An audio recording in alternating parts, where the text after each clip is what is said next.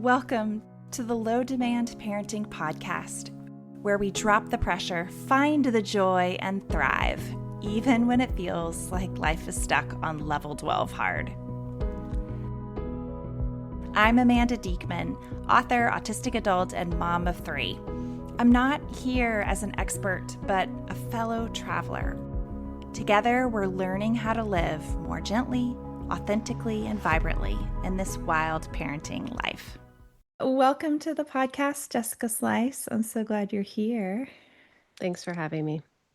In this season of the podcast, I'm focusing on the ways that parents are taking these broad principles like radical acceptance and low demand and attunement and making it work for them and for their unique kids.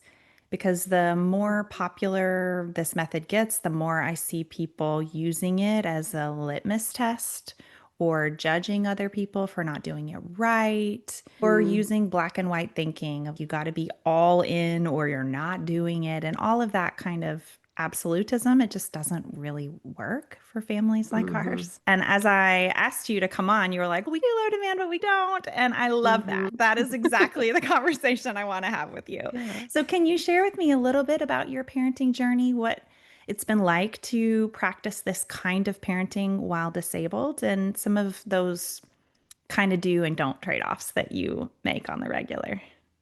Yeah. I have learned so much from low demand parenting from you. And then in the city we lived in before Toronto, where we are now, I was in a homeschool community. And I would say it was like a explicitly low demand crew. And we have a daughter who's now 8, and she's autistic. And we knew that pretty early. And it was clear that the methods that I was learning, both more like authoritative and then gentle parenting, didn't really work for her. This idea, like, I know you're sad, but this is the way it is. That kind of talking to her would just absolutely enrage her. It was like I was like tormenting her if I tried to talk to her the way Dr. Becky would tell me to. And then when she started kindergarten, she started with JK, or I can't remember, pre-K. In Canada, it's called JK. And I'd say that was the first time we really considered that maybe our style of parenting needed to be different. So I think unlike some autistic kids, she didn't have behavioral issues at school. Her teachers really loved her and loved having her in the classroom, but she felt really bad about herself at school. Like, it was a place that made her very unhappy, and the focus on sitting at a desk and doing worksheets. And I remember there was a parent teacher conference where I kept asking, is she making friends? Does she seem happy? How does she seem in the classroom? And they kept saying that she was writing the letter E backwards. And I was like, I just could not care less about that. That is so irrelevant to me. And they kept sending worksheets for her to practice writing her letters the correct way. And I was like, do you really care? Why are we talking about this? And I noticed the other parents seemed to also care that their kids were writing letters the right way. And anyway, by the end of her next year, we had taken her out of school and switched to homeschooling and forest school. And it was during that time that we started to try to adjust our parenting to make it so she was having fewer meltdowns or times of like intense distress on a daily basis. And our first approach to that, at this point, she's 5, going on 6, was like extreme low demand. So, as much screen time as she wants, she's setting a schedule, she's picking what shows. We had some rules about shows. We don't do guns and stuff, but really a kind of wide open, as long as she was safe rule. Not as many rules around food, sugar content. What we found in that is that she started to become less and less happy. She started to become more anxious. She started having more meltdowns. And we were like, this is probably like a detox. This is probably her getting used to the freedom. And that's what friends said. But that wasn't the case. what was the case is having a lot of freedom to her and makes her extremely anxious, that she drowns in choices, that the paradox of choice very strongly applies to her. And so now she's, like I said, she's 8, and where we are now, which is knock on wood, at this moment working well, is that she has a ton of rules about certain things and then tremendous freedom when it comes to education, when it comes to, like, these kind of bigger decisions. We would never force her into a traditional school setting where she wasn't happy. She eats the same exact food for breakfast, lunch, dinner every single day, no matter what, in the exact same way, and we would never, ever try to change that. She has, like, this real freedom to pick what she eats, but we also have a lot of rules about sugar because when she has a choice around sugar, she panics and eats too much and feels Mhm. sick and regrets it and gets sad and gets mad at herself. I've just been really excited for this conversation because I'd love to hear how that kind of fits into your experience, how you think about things, and also happy to give like examples of some of our pretty rigid rules in our house. Yes, so that's where I wanted to go next. And yeah, to put it, how do I think about that reality? It brings me back to how I define a demand, that a demand is what is too hard for this person in this circumstance. And so Mm-hmm. it really does our kids a disservice to say limiting their food choices is a demand. And then we try to blanket that over all kids. Mm-hmm. When no, for her, being in the having to choose against sugar or having to moderate her own sugar intake is a demand. And so the lower demand approach is to have, and what I think is interesting and what I want to hear you talk about is that the rules are probably less important than the structural ways that you live it out.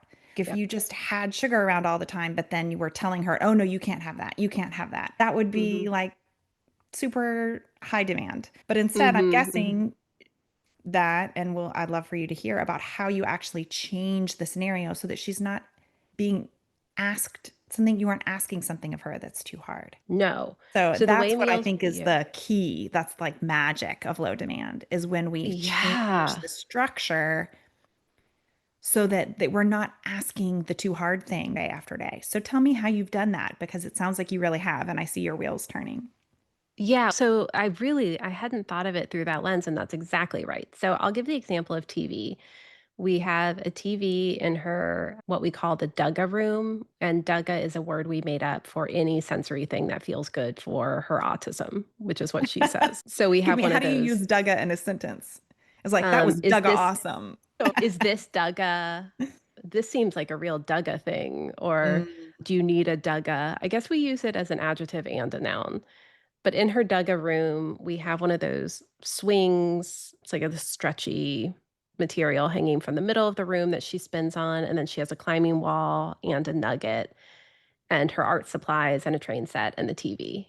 And it's where she goes to regroup. And then next to the TV, we have a timer and a list of rules for the TV. And these are rules that are entirely based on her needs. It's not because we have decided this is the virtuous way to watch TV. And the first rule is she has 5 minutes to pick a show. She has to set a timer, pick a show within 5 minutes.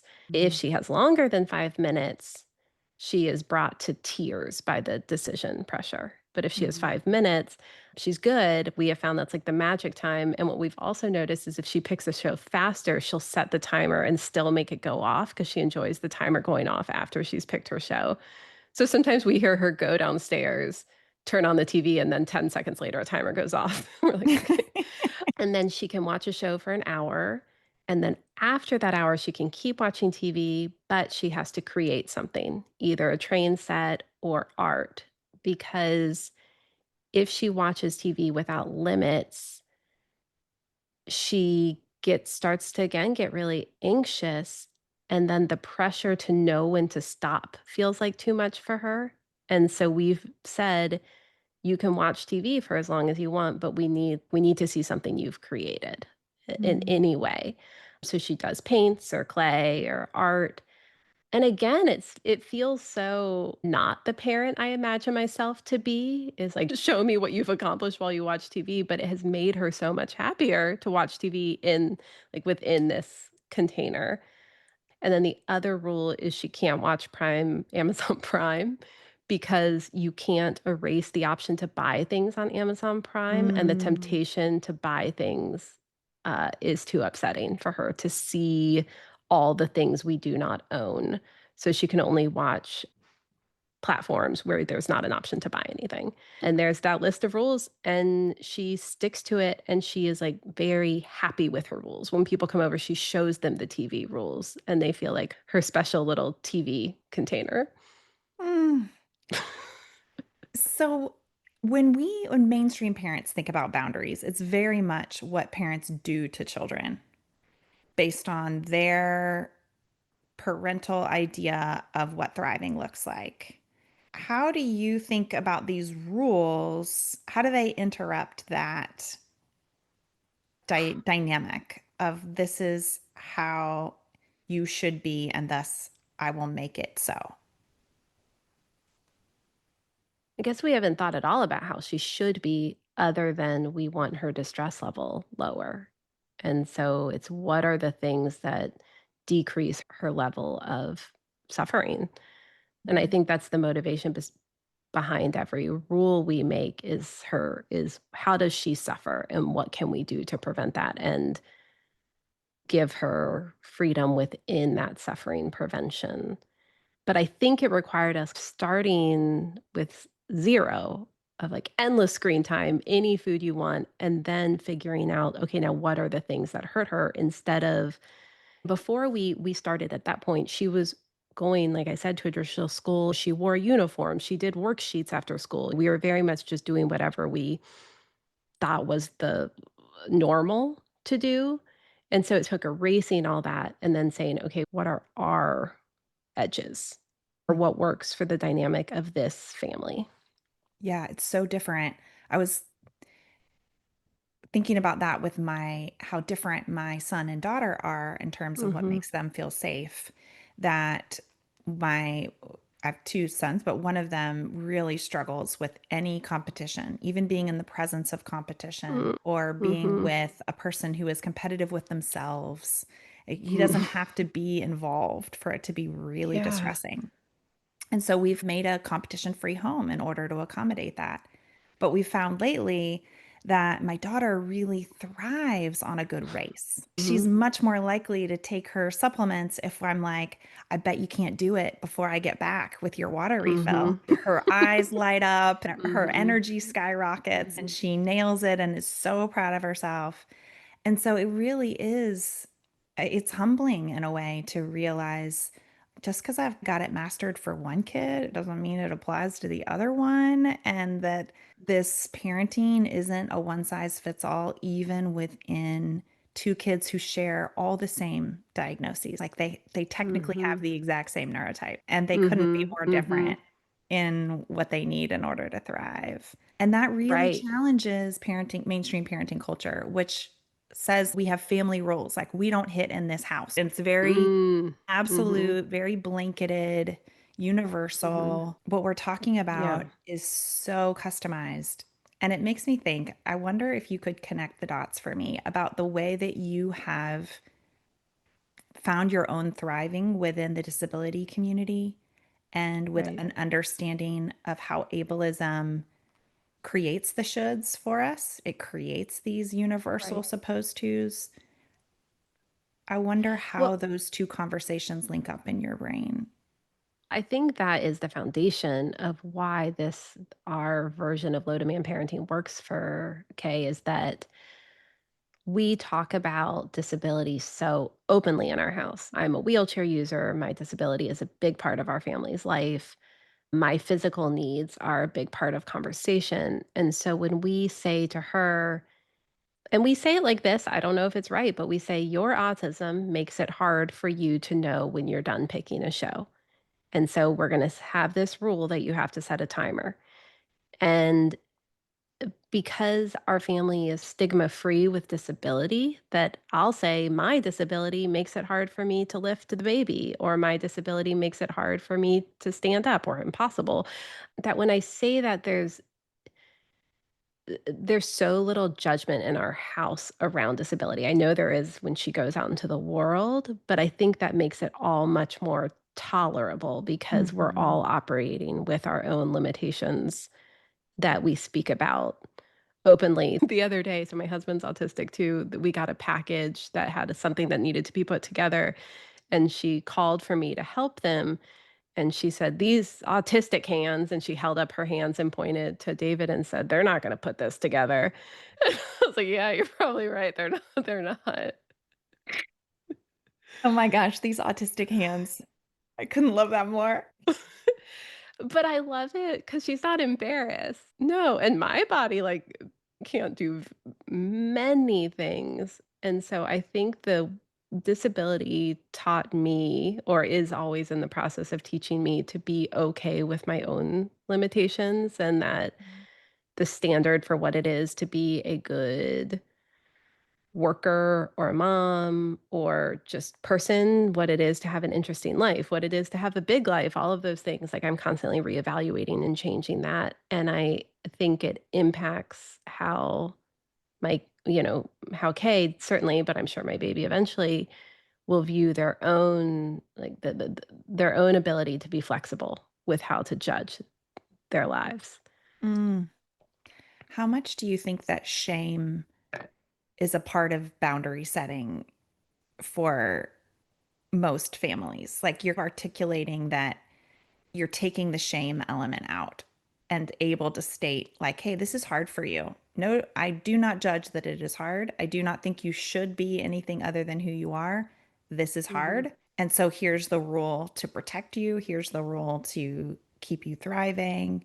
And then that rule to her feels life giving. It's something she's proud of, Mhm. something that she heartily embraces.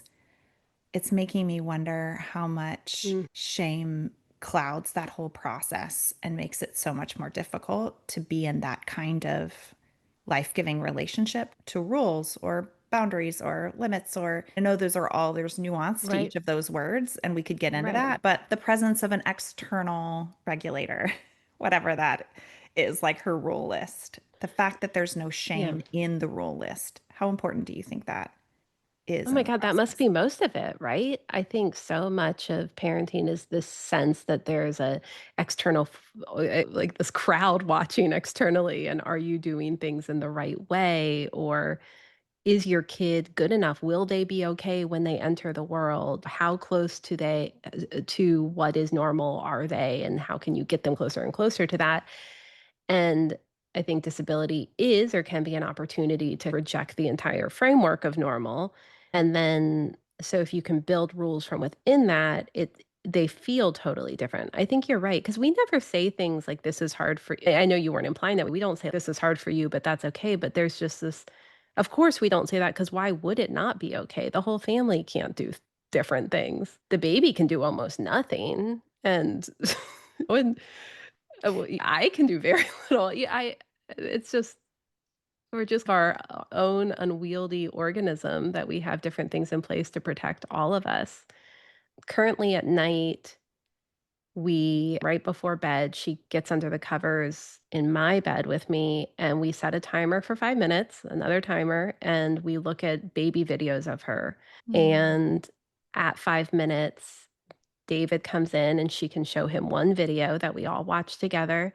And then she hops out of bed and goes to her room, and that all started because we were watching them together, and then she wept when we had to stop it the first night. Mm. And I said, "Okay, it's too hard for you to stop it, but I don't wanna stop watching videos. What can we do?" And she said, "I need to know how long we're gonna watch it." And I said, Mm. "Okay, we're gonna do 5 minutes a night."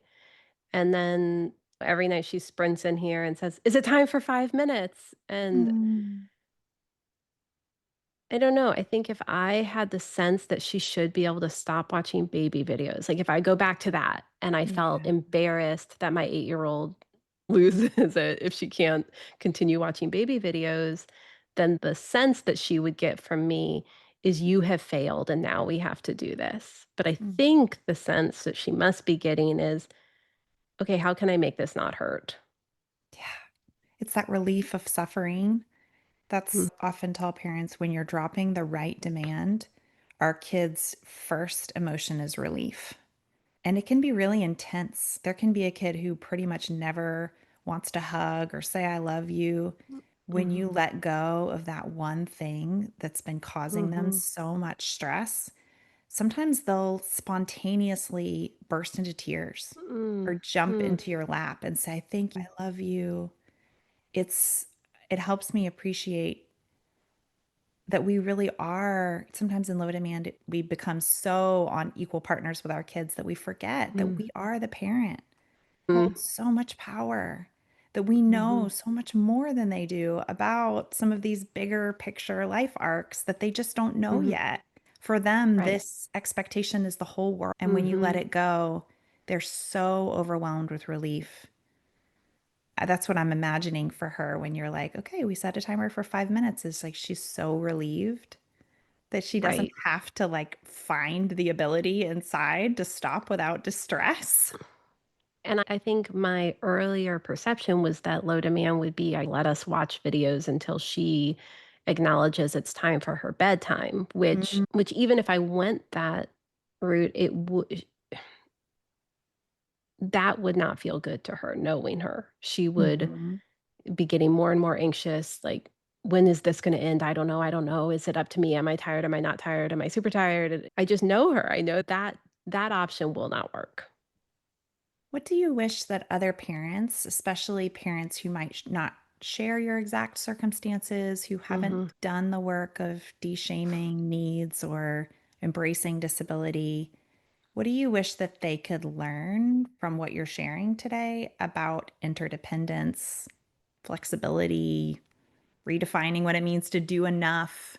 What I know I'm taking all of your work in unfit parent and bringing it in here at the end, but I really feel yeah, like the way that you're contextualizing, even within low demand, is mhm. such a beautiful example of this bigger contribution that you're trying to make to the parenting community. I don't know. Can I tee you up to share like what is it that enabled you even within this subset, this like pretty radical Mhm. subset of parenting to be like, we're going to even do this our own way and we're going to be like bad at low demand, even if Yeah, my shame when my low demand friends come over and the house is covered with, like, rules written everywhere. "Eat 2 carrots before a popsicle." It's, "What kind of operation are you running here?" I think what being a disabled parent has taught me is that performing parenthood or performing perfection for anyone is like a losing battle, that you'll never get there. There is no there. But that the times I have felt most, like, solid in my body and solid in my life is when I've told the truth and expected less from myself. And there's this Mary Oliver poem that I keep thinking about lately, and I think it applies here, but she has this one stanza where she says, "There are many ways to flourish or to perish. How old pain can stall you at the threshold of function, a golden bowl or a basement without hope." And I just think we bring so much pain into our parenting and so much trauma and into our partnerships and into our lives. And being disabled reminds me constantly that there are many ways to flourish in this life. And one version of flourishing, I believe, is the life my family is living right now, which is a pretty tiny life with a lot of needs and a lot of specific rules and a decent amount of suffering and very few adventures. And I think it's like it is a life that from the outside might look hard, but in so many ways I do feel like we're flourishing, and I just think there are many ways to flourish. Mm. Thank you for sharing your disobedient low demand. I feel more spacious having this conversation with you, and it's really helped to point out the ways that each family will do this really differently, and that's needed. The Mm, fact that you've felt judged by your low demand friends, which I'm sure you mean that somewhat playfully, but also somewhat yeah, of truthfully. course. Yeah. It's a joke, but also in a way it's very real. Like any community, any subculture can begin to police its boundaries and to say only certain people belong here if you perform it right. And Mhm. I love this opportunity to debunk that and say Yeah. what's too hard for one kid might be easy peasy for another. What's too Mhm. hard for one parent is going to be unnoticeable for another. And so, by nature, our very best demand drops and our flourishing life is going to be Mhm. just as customized as our specific bodies, our specific Mhm. brains, our specific relationships. And no one can look from the outside based on what we're doing and determine whether Mhm. it's low demand or not. That has everything to do with how it feels to the people performing it. Yeah. Yeah. That's exactly right. I'm so glad we had this conversation because 'cause I've had this sort of embarrassment about it. But I think you're absolutely right, like, low demand is what it for some kids, the demand is making the choice. Yeah. Yeah. It's the open ended, unexpected. And for Mm. your daughter, house covered in rules is the safest house for her. Yeah. How beautiful is that? Yeah. Thank you so much. Yeah, thanks. If this podcast is speaking to your soul, you can subscribe through wherever you get your own podcasts. Even better, if you feel the nudge, head on over to Apple Podcasts in particular and leave us a review. It's such a helpful way for new people to also get to experience what this podcast wants to bring into their lives. I'm Amanda. Remember, it takes great strength to let things go. I'll see you next week.